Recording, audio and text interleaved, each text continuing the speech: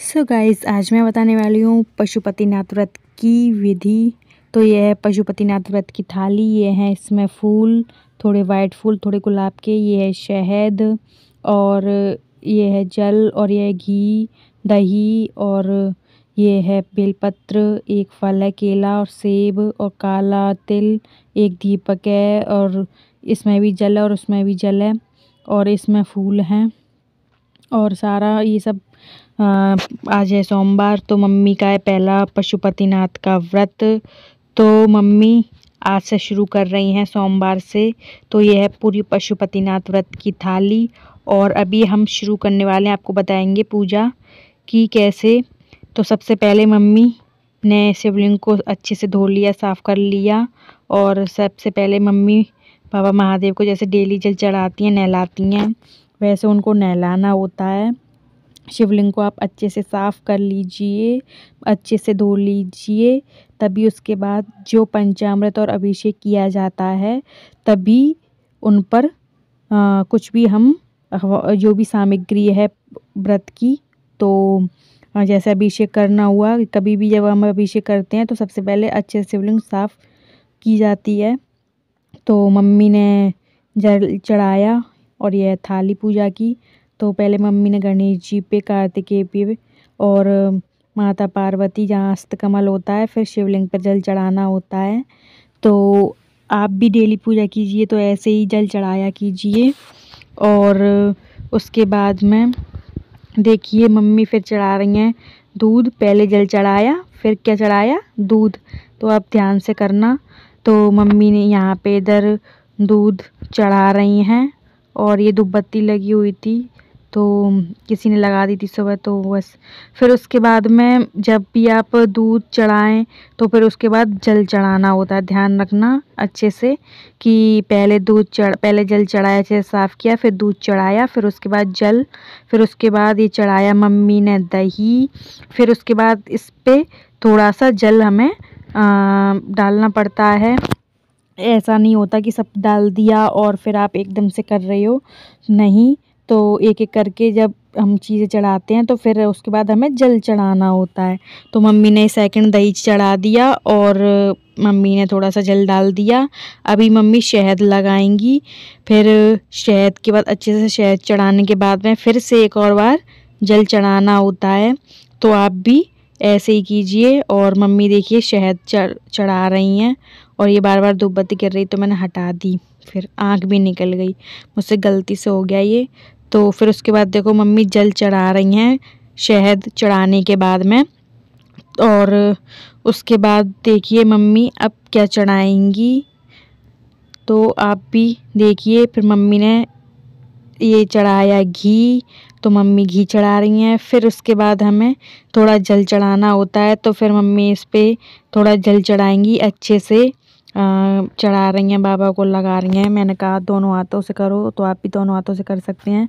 फिर देखिए इसके बाद मम्मी ने थोड़ा जल चढ़ाया। थोड़ा जल ज़रूर चढ़ाना होता है दोस्तों, थोड़ा जल ज़रूर चढ़ाना होता है, एकदम से वो नहीं किया जाता है कि सारी चीज़ें आपने चढ़ा दी, चढ़ाते जा रहे हैं फिर बाद में जल नहीं, ऐसा नहीं होता। अभिषेक भी किया जाता है तो ऐसे नहीं किया जाता, ऐसे किया जाता है जैसे हमने कोई भी सामग्री चढ़ा रहे हैं एक एक करके, उसके बाद जल, फिर उसके बाद दूसरी सामग्री, फिर जल।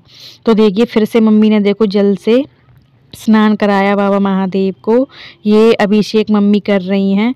तो सुबह हमें अभिषेक करना होता है, तो आगे मैं बताऊंगी कि आगे फिर हमें उसके बाद क्या क्या करना होता है। तो फिर इसके बाद में मम्मी ने फिर से जल चढ़ाया और आगे की वीडियो में बताऊंगी कि फिर शाम को क्या करना होता है हमको। तो वीडियो को आप देखते रहिए। और मम्मी ने फिर से जल चढ़ा दिया और जो भी अभिषेक का जो भी चढ़ाना था मम्मी ने वो सब चढ़ा दिया। उसके बाद में देखिए मम्मी जल कर रही हैं थोड़ा सा। तो फिर उसके बाद तो है आज सोमवार, तो सोमवार को काफ़ी भीड़ रहती है मंदिर में। तो मम्मी अब लगाएंगी चंदन। मम्मी ने अभिषेक कर दिया है, तो आप भी ऐसे ही अभिषेक कीजिए। तो मम्मी ने तिलक कर दिया है और यहाँ पे ओम लिख रही हैं मम्मी। और साथ में एक और दीदी हैं, वो भी पूजा करने आती हैं, शायद उनका भी आज व्रत है पशुपतिनाथ का, तो वो भी साथ में पूजा कर रही थी। तो मम्मी ने इधर देखो दूर्वा चढ़ा रही हैं। सबसे पहले गणेश जी को चढ़ाना होता है, शिवलिंग पर शिव जी का पूरा परिवार होता है। फिर उसके बाद ये दीदी भी तिलक कर रही हैं। फिर मम्मी ने बेल पत्र की जो पत्ती होती है वो चढ़ाई, और तिलक करने के बाद में ये सब किया मम्मी ने।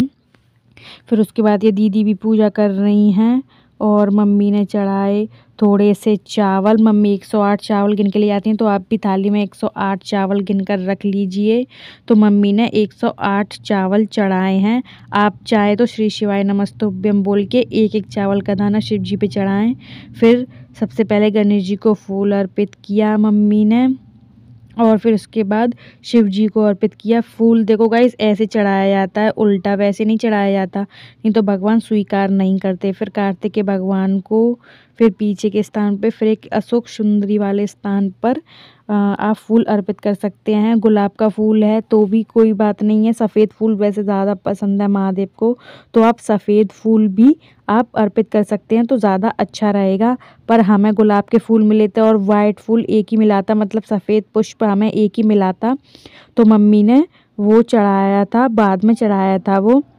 तो गुलाब के फूल हैं, तो सबसे पहले मम्मी ने फूल चढ़ा दिए, थोड़े से काले तिल चढ़ा दिए।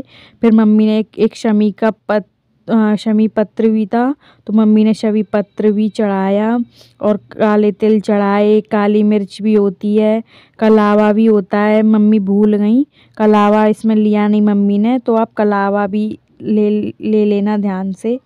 तो मम्मी कलावा भूल गई, और काली तिल, काली मिर्च, अभिषेक करना, गुलाल, थोड़ी सी भस्म, पूजन करने के बाद में थोड़ी सी भस्म भी चढ़ानी होती है, तो मम्मी साथ में भस्म भी लाई थी, और मम्मी ने भस्म भी अर्पित कर दिए। और फल के रूप में एक केला कर दिया।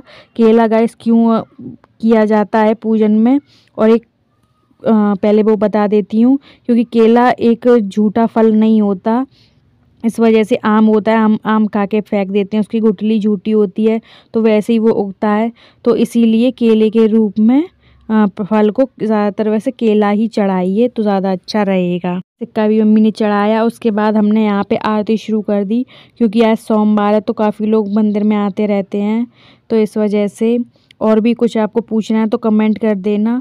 ये वीडियो यहीं एंड करती हूँ मैं, मिलते हैं फिर आपसे नेक्स्ट वीडियो।